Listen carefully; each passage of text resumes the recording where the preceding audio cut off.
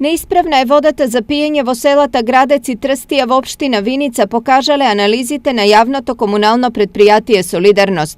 Анализите покажале присуство на одредени бактерии кои според стандардите за квалитет на водата таму не би смеело да ги има. Ваквата состојба е резултат на тоа што водоводот во овие села се уште не е преземен од страна на Солидарност, па последните врнежи во овој регион предизвикаа проблеми со квалитетот на водата од селските водоводи.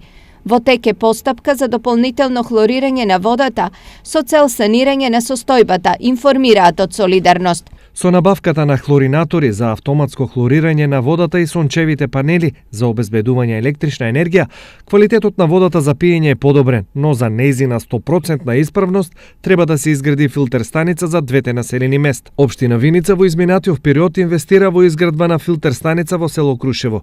Анализите покажуваат дека сега таму водата е на добро ниво. Стои во известувањето од Солидарност.